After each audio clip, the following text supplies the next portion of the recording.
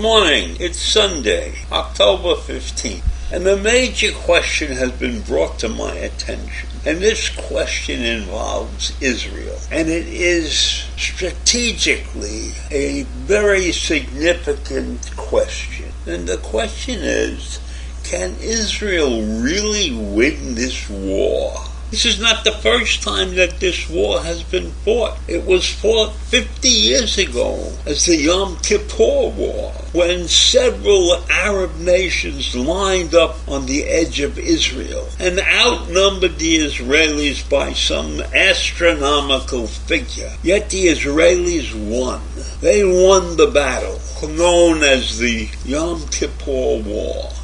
And that took place 50 years ago. And peace has never been achieved in all of that time. Now, Hamas is a third-rate military compared to what Israel was fighting 50 years ago when they fought the Syrian and Egyptian forces. And so this conflict that erupted this weekend is in some ways more dangerous to Israel than what happened 50 years ago. So when I look at this, I see that powerful forces have rewritten the rules for the entire area. And I do not know what's going to happen now, because what happened in the past followed a certain set of rules. Death, destruction, and negotiated ceasefires. But this new war is completely unpredictable, I believe. So even a decisive Israeli victory is unlikely to end the perilous security challenges that face Israel. So in my mind, it's not clear what winning really means.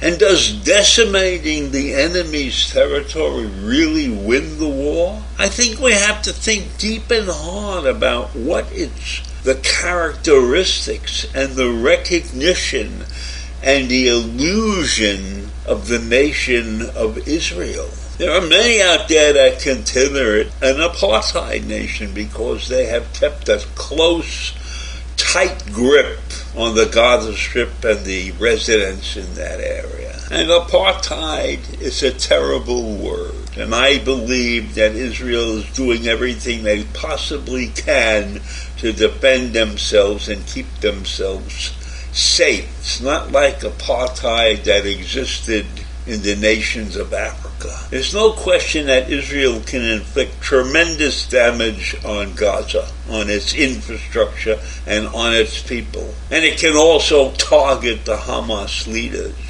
But this does not mean that the Hamas leadership will turn peaceful. A new set may come up, and they may be even more radical and more extreme than the one that has been defeated now. So movements regenerate. Just look at what's happened in the past. And sometimes the next leadership is more radical than the previous leadership. So if you take an example, when Al-Qaeda was running Iraq, and the U.S. got rid of Al-Qaeda, then all of a sudden ISIS appeared on the scene. And ISIS was worse than Al-Qaeda. And when we look at what's happened right now, Hamas has won something. They have effectively destroyed or scuttled the U.S. diplomacy to broker a formal deal between Saudi Arabia and Israel. That was a pivotal step for Israel to gain recognition from a long-standing adversary. So over the weekend, Saudi Arabia condemned the continued occupation of Gaza and the deprivation of the Palestinian people and what Saudi Arabia considered their inalienable rights. Now it's true that Israel has to keep a tight leash on this situation.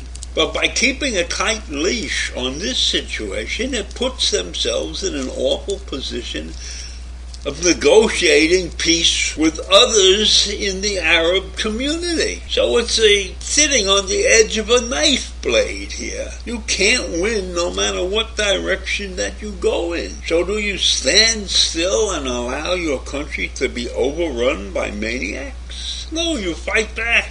And the fighting back causes tremendous angst in the other members of their community. Now, Israel has fought a lot of wars since the Yom Kippur War, but none of those wars have been by another country. They've always been fighting with militias. Hezbollah in 2006, Hamas in 2008 and 2014 and 2021, and other militias prior to that.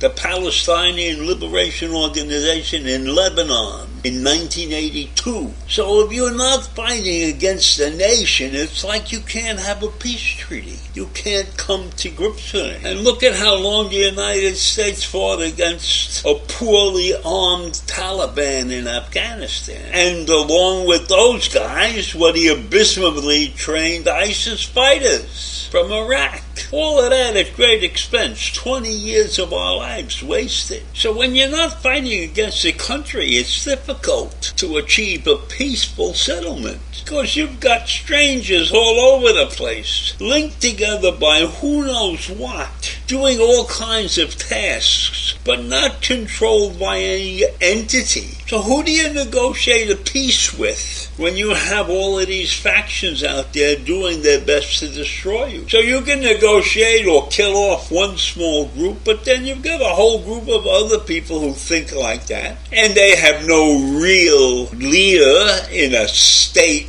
that you can go and talk to. So Israel is in a dire situation. So it's going to be very difficult to determine that they have won this war. So let's look at the rise of Hamas. The U.S. contributed to the rise of Hamas. They insisted on democratic elections to solidify the Palestinian government that was willing to back a peace agreement with Israel. But Hamas won the majority of the seats in parliament.